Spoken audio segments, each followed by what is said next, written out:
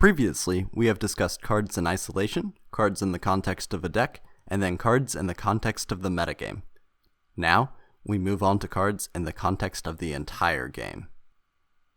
Widening the scope beyond a single format allows for tracking changes in the game over time, with the obvious examples of power creep or even power leaps. But this also offers the opportunity to see the evolving design philosophy. Hearthstone is gradually moving away from the charge keyword, since it offers too much attacker's initiative and leads to OTK strategies. Rush as a keyword has supplemented charge, still allowing for fast answers to threats on board, but preventing the direct damage to the opponent. Do note that there hasn't really been another pure burn card like Fireball or Dark Bomb printed. More interesting burn cards instead take their place, offering secondary utility or simply being restricted to minions. This is a bit of a shift from our normal content, moving from what is useful to players to what is necessary for developers. A card in the context of the entire game seems a bit nebulous, but there are definitely format-defining cards, and even cards which have to be addressed for the health of the game. Cards like Piloted Shredder or Jade Idol are very strong, and yet were never nerfed. Piloted Shredder led to the printing of 3 attack, 5 health minions at the 4 mana slot. Cards like Elise the Trail Seeker could attack the Shredder, survive, then deal with the minion summoned by the Death Rattle.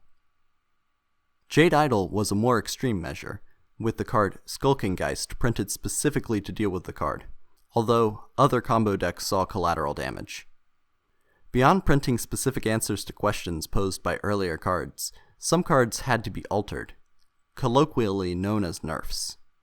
Cards tend to be altered based on various criteria: too high win rate, lack of counterplay, low deck diversity, limitations on design space, making the game too arbitrary, unchecked aggro making games end too quickly, unchecked control leading to games lasting too long and messing with tournament schedules, and the biggest one for many players, how fun the game is to play. The last one is really a topic which needs a video on its own, something like designing with fun in mind. But I'm getting off topic.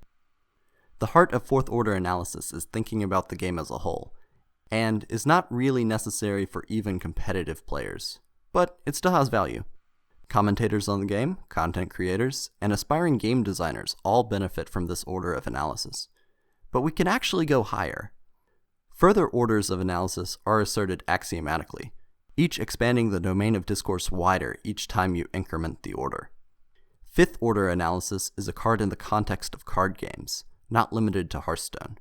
Several Magic cards define the parlance in our collective card game vocabulary. Mill is a mechanic which is derived from the artifact Millstone. Ramp, permanent mana acceleration, comes from the card Rampant Growth. But beyond those examples, some cards are direct homages, like how Living Lands inspired Living Mana. This level of analysis is excellent for comparative design discussions, like how Lotus Petal had to be limited in Vintage, but the coin is automatically added to the player's hand in order to mitigate first turn advantage. Not only that, you can actually play additional Lotus Petals in Druid or Rogue. But why stop there?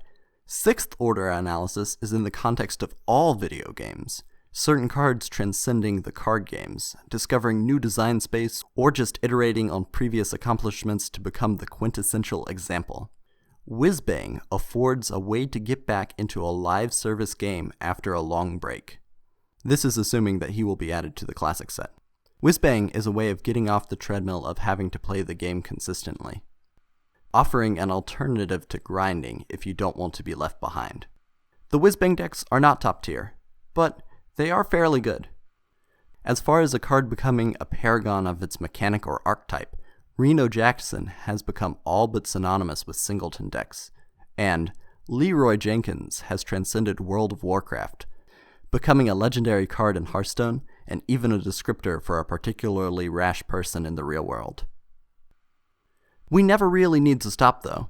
Cards in the context of all games, cards in the context of entertainment, cards in the context of culture, cards in the context of history, cards in the context of the human experience. I should really stop, but this does set up a nice detour for orders of analysis. A little side quest for next time. See you then.